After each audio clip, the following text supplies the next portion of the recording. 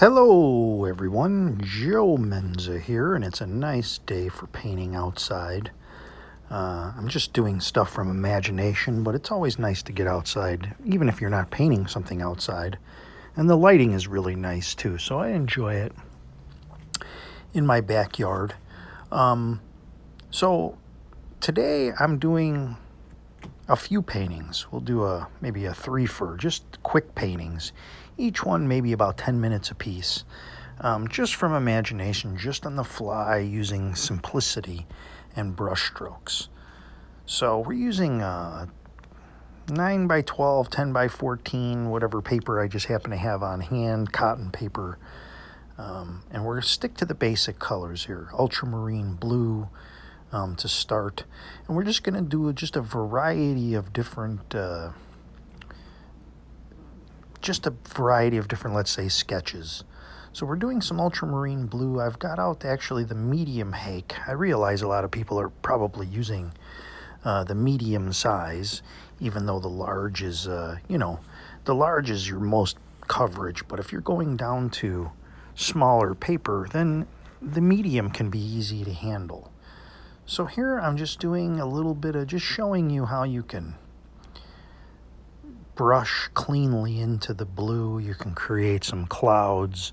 This is just to give you some ideas, just on the fly, like I say, playing around, to give you some ideas to try. I try things and then I share it with you, and then you can try. One of the things is you can spend hours and hours and hours watching videos and, researching and this and that. Well, that's what I do, and I try to bring that into the video, some things I found that I like, and hopefully it shaves off a little time. Everybody's busy.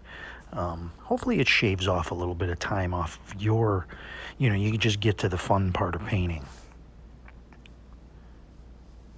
So as you can see, while this is wet, I'm using the medium hake brush, to say it correctly for those that bothers.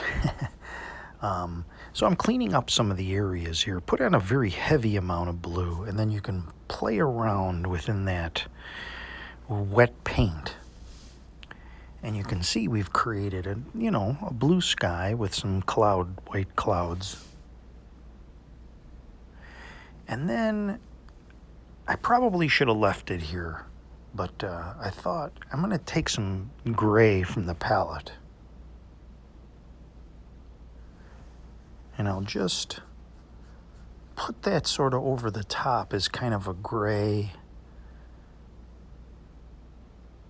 just kind of to get some gray in the clouds. But really, I think I should have left it where it was with the blue and the white. But hey, you can see from what I do. Try, maybe build on it. Come up with, say, hey, think about how over the years art's been built or technology has been built. You take something and you say, hey, look, I did that, and I got an idea, add on to that, tweak it a little bit, Hey, that's a good idea, but what if I just did this? And then you come up with something, And like with art, it's like hundreds of thousands of people have had input over hundreds of years, and we're seeing the result of that. It's a community effort. That's the great thing about art, is no one person, maybe the guy that drew on the cave back in the day, but no one person can, really take credit for everything.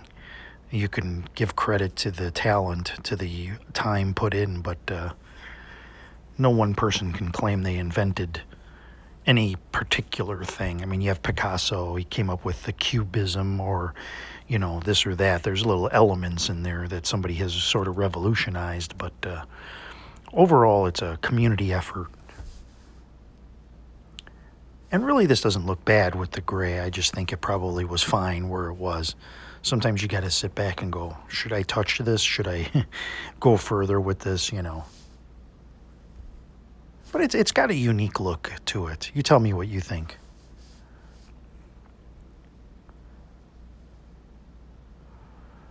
So I don't know. When I do these from imagination, I happen to like mountains, and I tend to put them in a lot. Happens to be my thing, what makes me happy. You do what makes you happy. Maybe you want trees in the background instead of the mountain.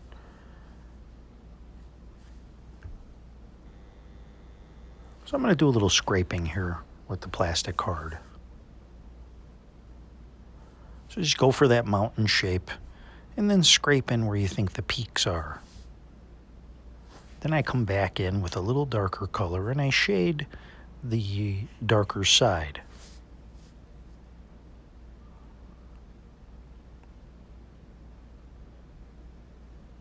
And I'm coming in with a little burnt umber and try to make a little bit more foreground mountain. I've done this many times. And really the middle ground here isn't really what I'm kind of going for. I'm just looking for different things to do, to share. The cloud technique being one. You can see it's an interesting look. But also foreground too. I know some people might be good at skies and yet they struggle with foregrounds. You know, nothing really should be an afterthought in the painting. Every part of the painting is key. The sky is a big part. The middle ground is a big part.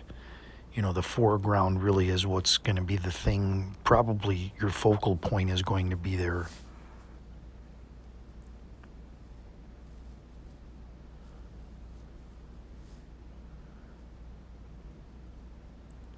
So now if you don't know what to do for a foreground, a lot of times just a simple sweeping brush stroke can, you can decide, do I want this to be greener or browner, or what's the thematic foreground that I want? Is it sandy? Is it grassy? Is it deserty? Is it watery? Is it, like dead grass effect?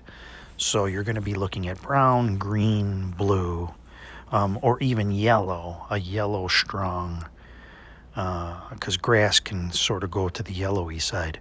So you're going to be looking at those. You're not going to do red. I mean, there's not really red ground unless you were on Mars or it was very sandy. You can go with a warmer ground. You can use like a burnt sienna. But these quick strokes of, say, a blue, you can just kind of put them in spontaneously and just say, let me see what happens. Just a quick brush stroke. And then say, okay, that looks pretty good. Let me build on that and do a little maybe sand or soil or green around that area. But when you do it, leave a little white. Go with some sparkles, just dry brush over the top, and if you can leave some sparkles or some white areas, that can really draw in the viewer.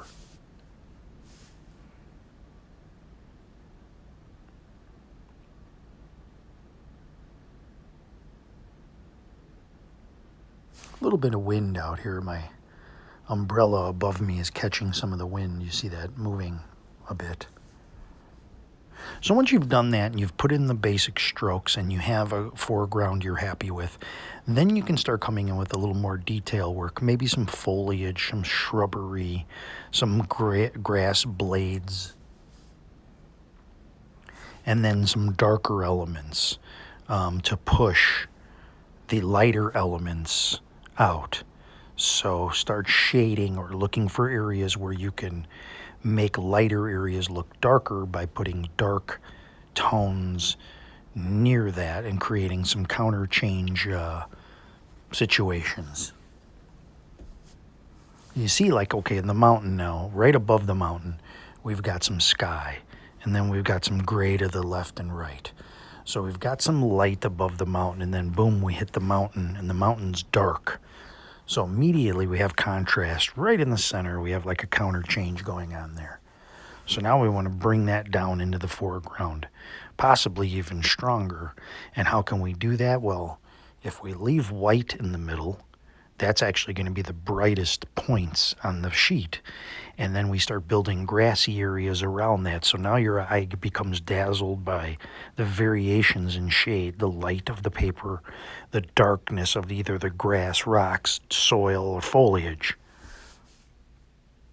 So it's these things, these illusions that you're playing with you know, the eye.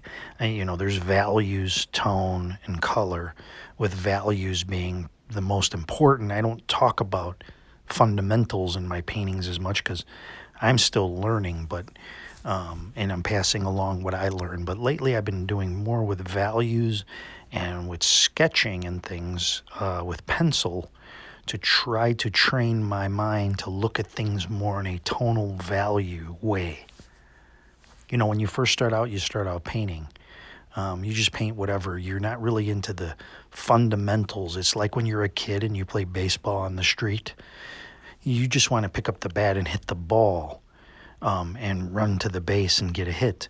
But you're not really thinking of fundamentals. You're not thinking of physics, and you're not thinking of the science of it. You're just out there to have fun. So if you're having fun, that's fine.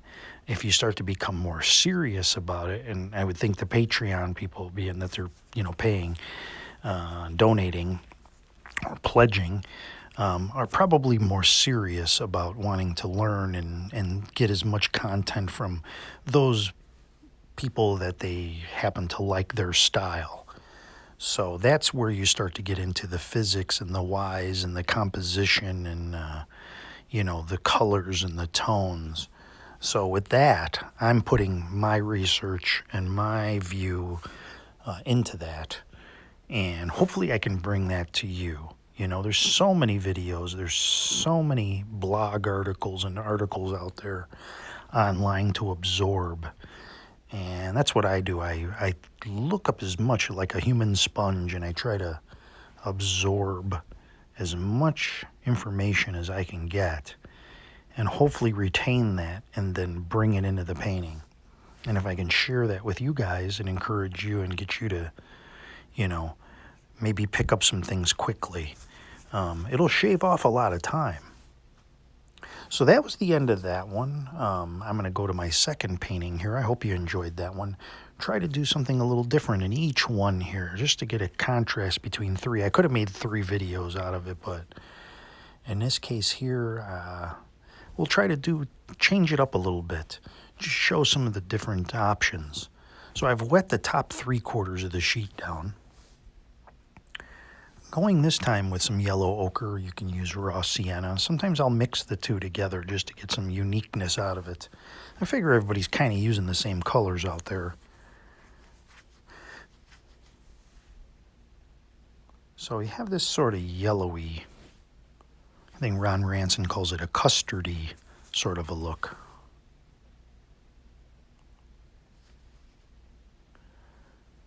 And so with that, now we'll put some ultramarine blue right over the top.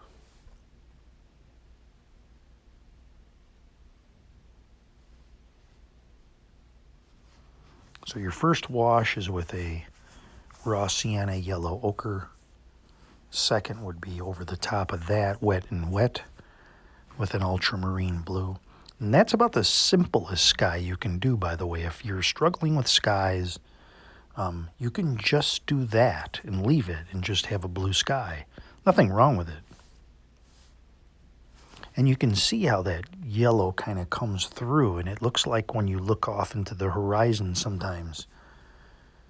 Now, if you want to go into the third stage here, which would be to come up with a darker version of the blue that you just laid down, start making shapes, start paddling in and sweeping in different shapes. This is more along the lines of a dark purple. So I'm just kind of sweeping this in. By the way, this time here I've used like less water on the brush. You need to experiment in using a lot of water and a little bit of water just to see what happens on your paper. In this case, we don't see sort of that run at all. But what happens a little bit is sometimes the paint, I don't want to say smears, but it looks like it does look kind of like a smear a little bit. but you don't get the run on the paper. So you have to find that balance. That's something nobody can really 100% answer for you. And because when you're painting, you're not always going to have the exact, okay, I have a tenth of an ounce of water on my brush. It's one of the things that you just have to do. You just have to paint a lot and get comfortable with it. So we have a little bit of a sky going here. We have light in the center, some light going off to through the couple of clouds to the left. And then smaller clouds dabbed in at the bottom where you would expect to find smaller clouds lower to the horizon.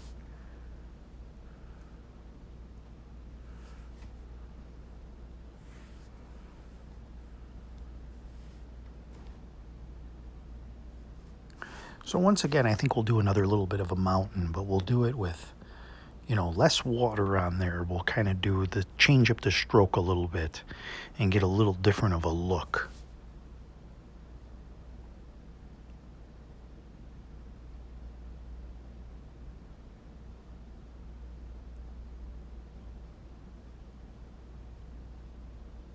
So again, same shape, same method, putting that in.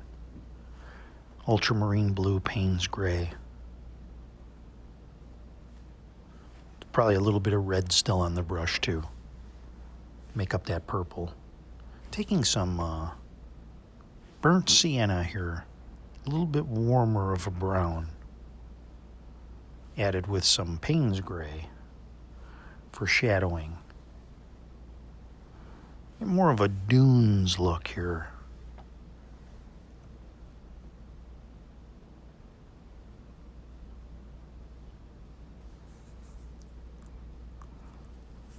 And because I scraped in the last one, we'll leave it unscraped this time.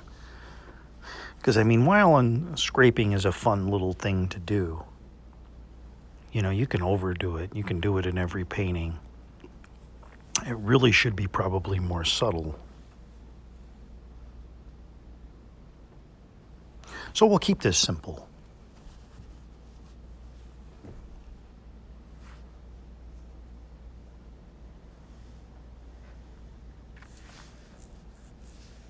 Again, just choosing some different foreground elements. Simple brush strokes.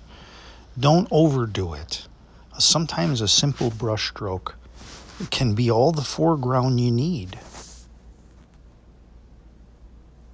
Let the water dry and do its thing.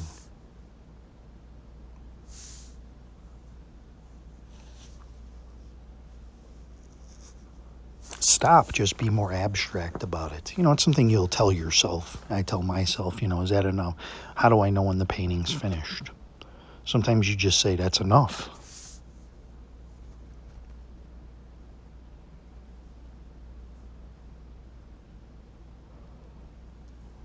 Now here it probably would have been enough to stop where I stopped. And I decided, well, maybe I'll put in a little bit more warm elements here. I'll put in some foliage that's a little bit more to the redder side and see what happens.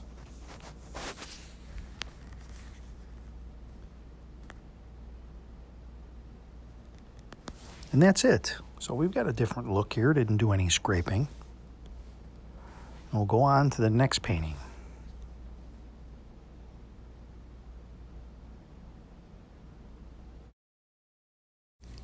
Okay, so for this last one, let's play with the contrast in the sky a little bit more. Instead of the purple, we'll try to lean a little bit more blue and change up the sky pattern shapes. One of the things I find for myself is, if you're just pulling it out of memory, is the shapes of the clouds. You want it to look natural yet organized in a way that looks good. So now my water's getting dirty from doing all these paintings. So it's got a little bit of a gray-brownish cast, which is fine. Sometimes that can add to the character of the painting on its own. So we'll come in with that raw sienna, yellow ochre sort of blend.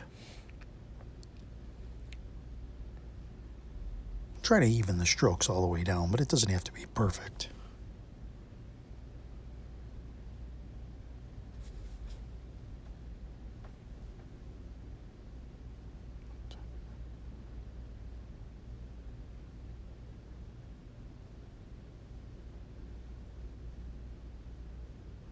So we'll come in with that blue, more ultramarine and Payne's gray than before. So it's not as purpley.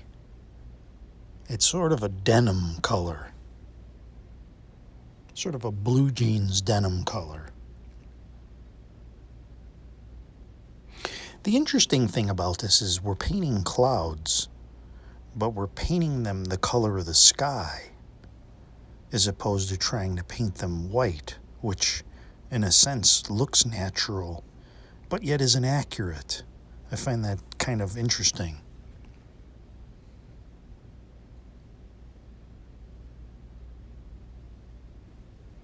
So try to keep a little bit of the background showing through, as much or as little as you like.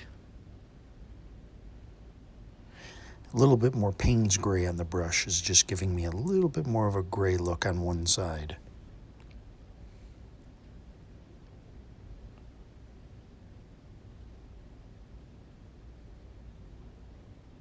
And I tend to always do these long, sort of streaky clouds. I don't know why. Your shapes will probably be different.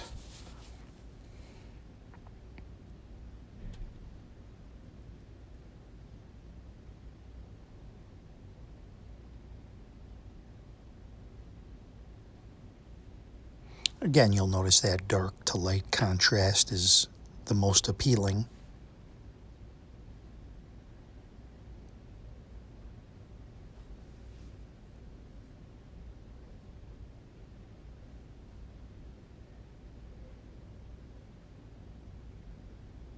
Slightly darker now.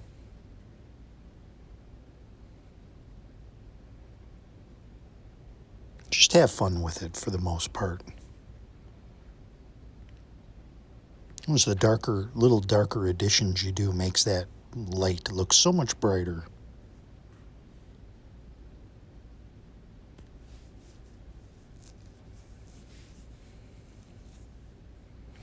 So now with the dry strokes, I'm going to try to leave the most light, the most sparkles that I have in all three paintings.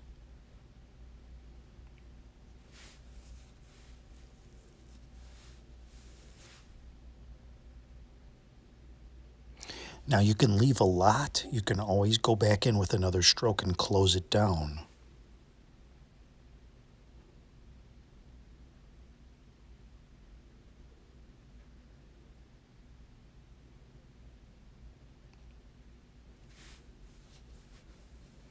And everybody's eye will be a little different. Some people may see that white as water. Some people might see it as brightness on the land.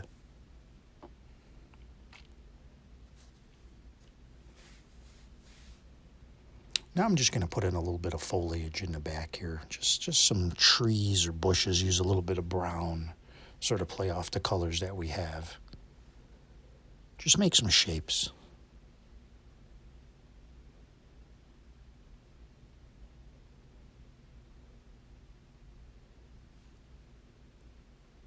No mountain this time.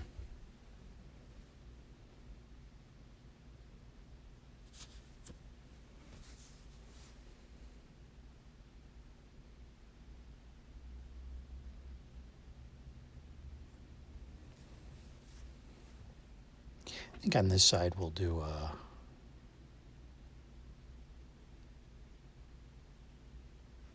little bit of a... Do some trees a little bit here. Maybe on a little bit of a hill. I hate when paintings get so two-dimensional. You have a horizon line, which is trees straight across, and then flat land. It just looks like it's... I don't know, it looks like it's a painting then. It doesn't look natural. There's no hills, no sloping ground. So I'll try to put something a little more dimensional in there. Making up my own green with either cad yellow, yellow ochre, ultramarine blue, and Payne's gray. And then maybe taking a little bit of the yellows and going over the top with it while it's wet, just to kind of vary up the tone a little bit.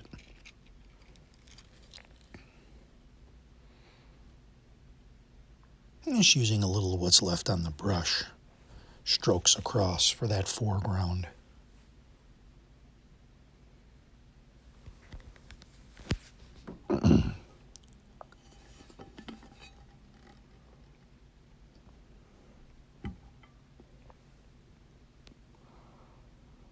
And just putting a little grassy foliage in the bottom. You know, a lot of times it's like, what? I don't know what to do, you know.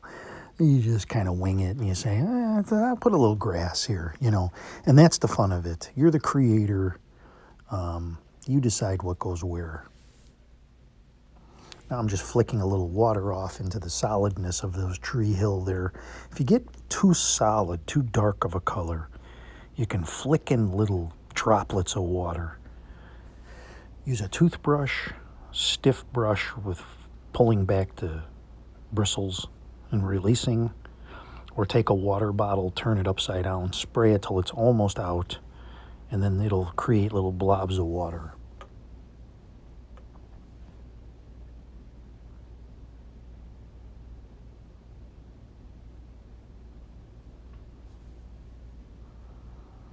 Everything you do should play off of something else. I mean, like in this case, I decided to make a little longer of a darker tree line, so it stands out a little against the lighter one and then the light in the sky. Just keep thinking to yourself, if you want a more interesting, you know, atmospheric painting, dark and light, dark and light. The other things, the color isn't as important.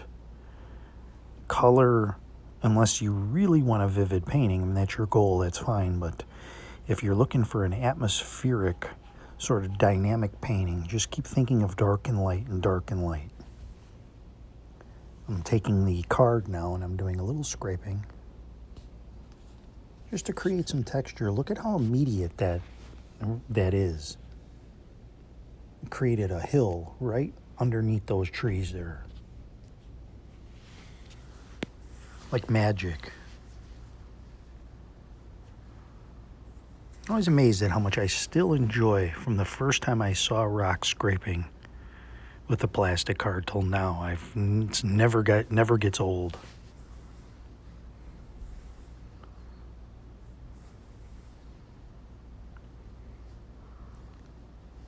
So I'm doing a little brown, I don't know, call it a pile of hay, I don't know, a bush that's old, something.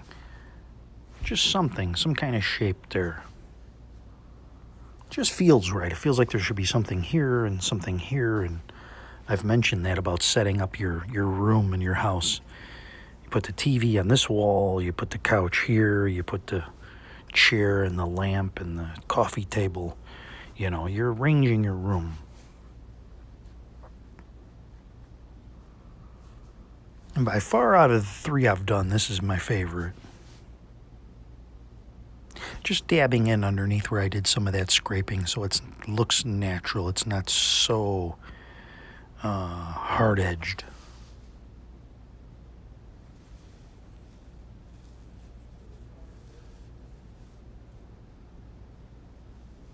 Still sort of fooling around with this little tree hill.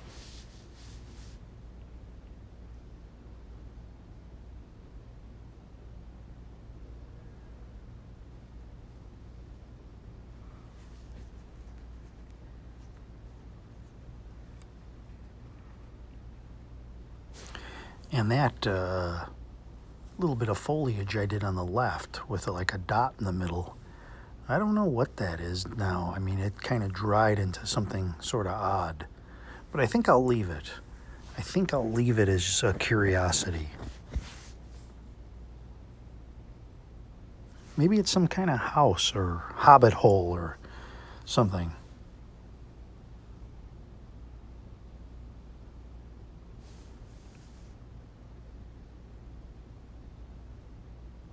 Could always paint over it if something like that happens and just put a tree in there or a bush.